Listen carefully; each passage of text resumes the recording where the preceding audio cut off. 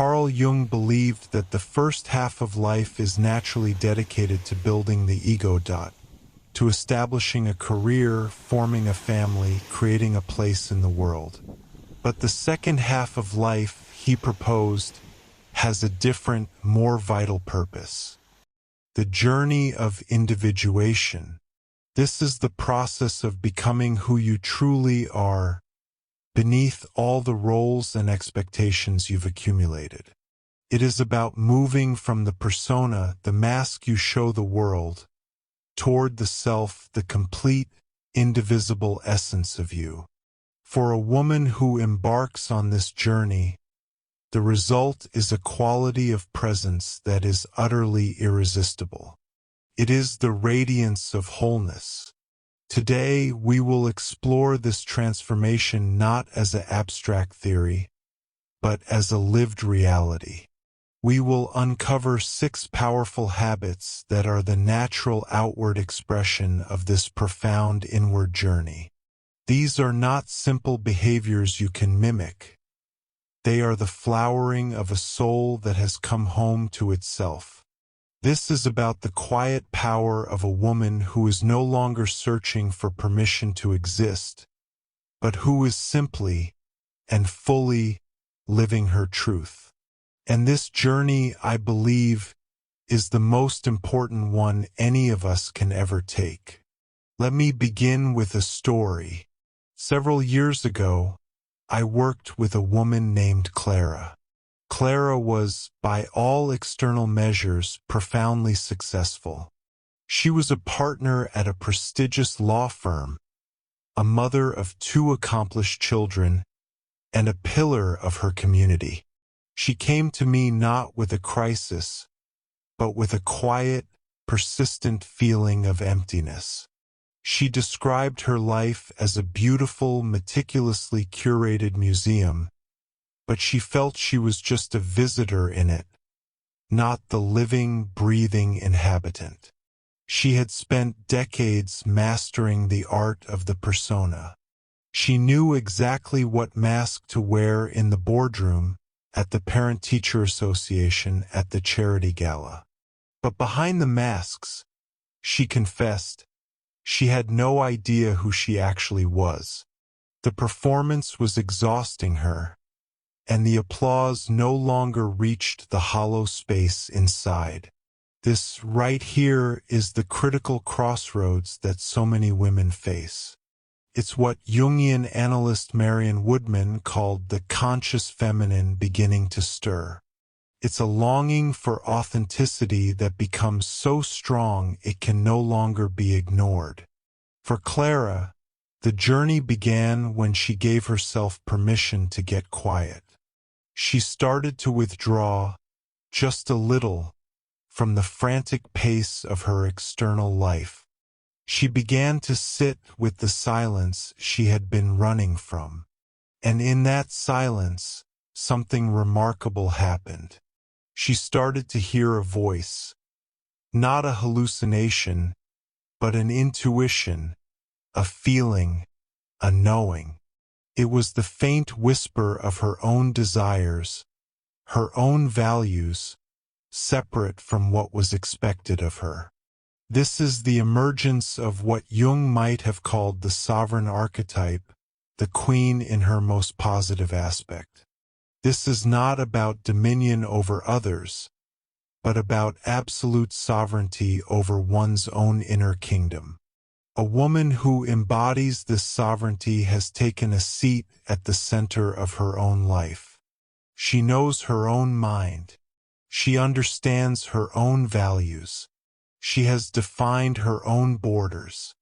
She is no longer a subject reacting to the demands of others, but the ruler of her own psychic territory. This is the foundational habit, the bedrock upon which all others are built. We can call it the habit of sovereign self-possession. This woman is not trying to be impressive. She is not performing. She simply is. And that grounded, unshakable presence is the most magnetic force of all. People are drawn to those who are anchored in themselves because it offers a rare and profound sense of stability. In a world of constant change and performance, her self-possession feels like an oasis of truth. But how do you move from feeling like Clara, the visitor in your own life, to becoming the sovereign of your inner world?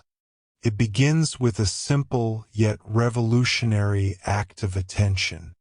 It starts by asking yourself a question that most of us avoid. Where in my life am I outsourcing my authority?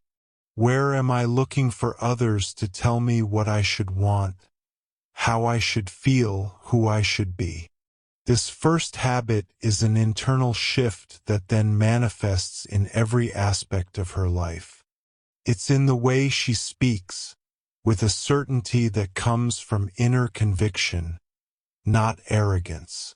It's in the way she makes decisions, consulting her own moral compass before looking to the crowd for approval. It's in the way she carries herself, with a dignity that needs no external validation. This sovereignty is the quiet power that makes her impossible to ignore and irresistible to behold. Now, from this foundation of sovereignty, other beautiful habits naturally begin to blossom. The second irresistible habit is the habit of deep listening. This is an art form that goes far beyond the simple act of hearing words. A woman who has done her inner work listens with her entire being. She listens to the content of what you say, but also to the melody beneath it, the emotion, the intention, the unspoken longing or fear. She listens to the pauses between your words, which often hold more truth than the words themselves. Why does she possess this profound capacity? Because she has first learned to listen to herself. Sigmund Freud, the father of psychoanalysis, opened the world's eyes to the concept of the dynamic unconscious, a vast, hidden part of our mind that influences our thoughts, feelings, and behaviors without our awareness. Jung expanded on this, suggesting that the unconscious is not just a repository of repressed personal trauma, but also the wellspring of our creativity, wisdom, and healing. A woman who is becoming whole spends time in dialogue with her own unconscious. She pays attention to her dreams, which Jung saw as direct messages from the self, often compensating for the one-sidedness of her conscious attitude. She notices her sudden intuitions, her gut feelings, her inexplicable moods. She journals not just to record events, but to decipher her own inner world. By learning to listen to the hidden whispers of her own soul, she develops a preternatural ability to listen to the soul of another. When you speak to her, you have the unmistakable feeling that she is not just hearing you. She is receiving you. She is listening for your essence, not just your story. And in a world where so many people feel unheard, being deeply listened to is a balm for the soul. It is an act of profound love that creates an immediate and powerful bond. This leads us directly to the third habit, which is perhaps the most challenging and the most liberating, the habit of expressed authenticity. Now, let us be very clear about what this means. This is not about the modern distortion of authenticity that often translates to, I say whatever I think without a filter. That is not authenticity. It is often a lack of discipline and empathy, a shadow expression of the true self. The authenticity we speak of here is what Jung called individuation. It is the lifelong process of integrating the various parts of our personality, including the aspects we have disowned and hidden away in what Jung termed the shadow. The shadow is everything we deem unacceptable about ourselves. Our jealousy, our rage, our neediness, our selfishness, but also our dormant talents, our wild creativity, our power. We stuff these parts into the dark, hoping they will disappear. But they don't. They fester and control us from the unconscious, often projected onto others. A woman living the habit of expressed authenticity has dared to turn on the light in the basement of her own psyche. She has courageously faced her shadow. She has acknowledged her capacity for darkness, not to act it out, but to disarm its hidden power over her. She has also reclaimed the golden shadows, the strengths she was perhaps taught to hide, like her ambition or her fierce intelligence. By embracing the full spectrum of who she is, she achieves a state of congruence. Her inner reality and her outer expression are aligned. She doesn't need to hide her vulnerabilities because she sees them as part of her humanity. She doesn't need to boast about her strengths because she owns them fully. She can be soft without fearing she will be seen as weak, and she can be strong without fearing she will be seen as threatening. This radical self-acceptance is incredibly magnetic because it gives everyone around her implicit permission to be more real. There is no need for pretense. You feel you can let your guard down, that you can be your own imperfect self without judgment. It creates a space of immense psychological safety and trust. And this brings us to a critical point. How does a woman sustain this energy? How does she offer such deep listening and authentic presence without being drained? The answer lies in the fourth habit, the habit of boundaried compassion. This is the master habit that allows all the others to flourish without leading to burnout. A woman with this habit possesses a deep, genuine empathy. She can feel with others, but her compassion is guided by the wisdom of her inner sovereign. She understands the psychological principle of enmeshment, where boundaries dissolve and one person's emotions become tangled with another's. She knows that compassion without boundaries is a fast track to resentment and exhaustion. It is what Freud might have seen as a failure of the ego's function to mediate between the inner world and outer demands. Her compassion is therefore conscious and deliberate.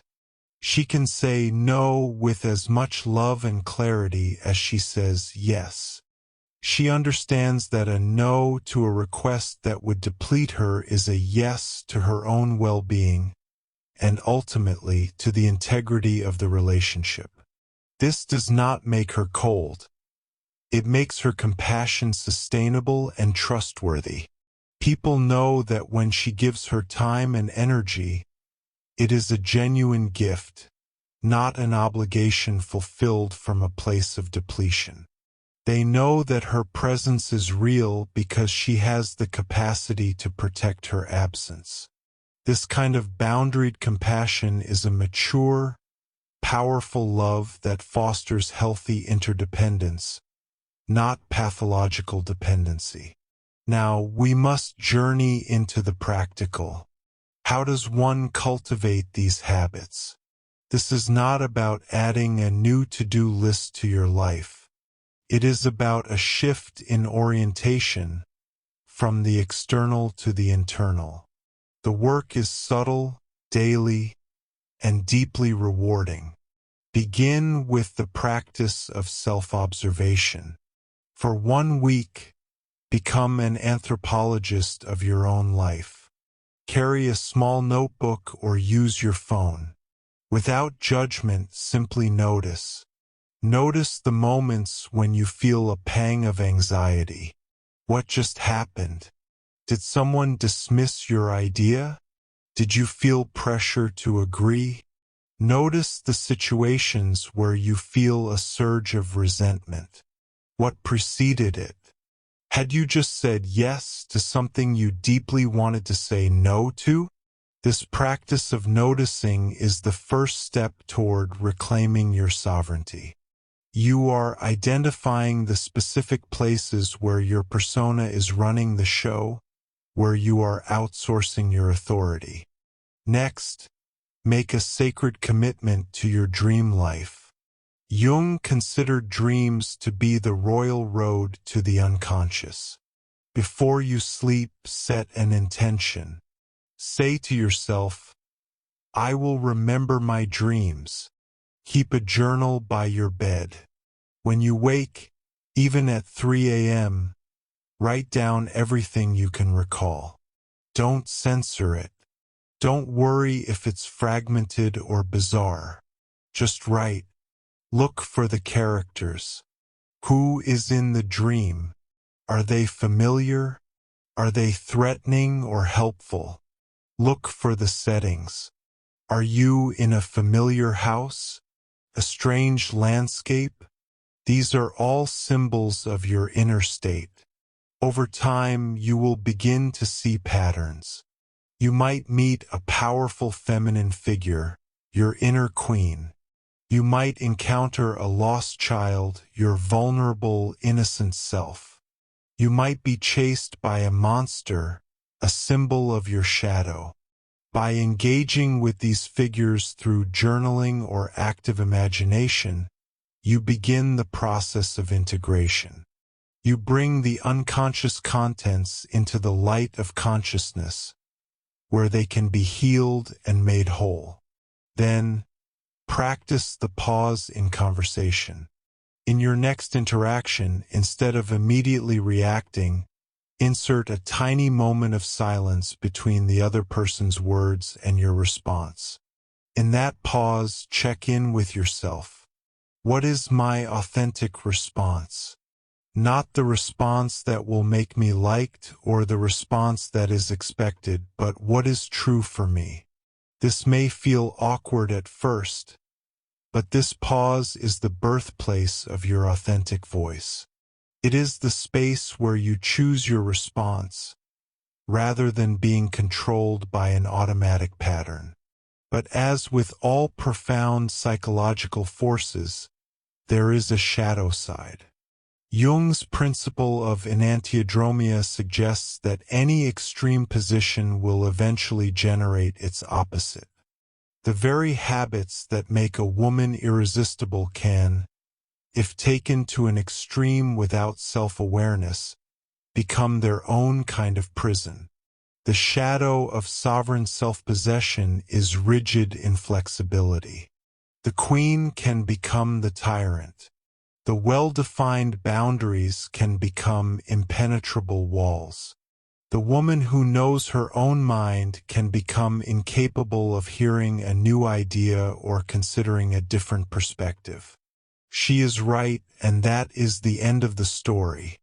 This is the danger of being possessed by an archetype, rather than consciously embodying it. Her strength curdles into stubbornness, and her magnetism turns into a force that pushes people away. The shadow of expressed authenticity is weaponized truth. Her authenticity can become a license for cruelty, a blunt instrument used without tact or timing. She forgets that truth must be served with compassion, and that her journey is not the only journey. This is the unintegrated shadow masquerading as authenticity, a refusal to acknowledge that part of being whole is being responsible for the impact of our words. The shadow of boundaried compassion is emotional withdrawal.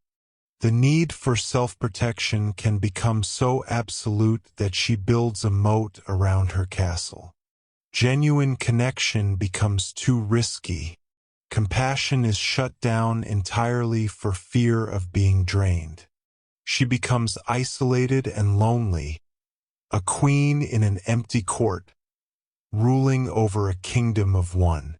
The mark of the truly mature woman is not the absence of a shadow, but the conscious relationship with it.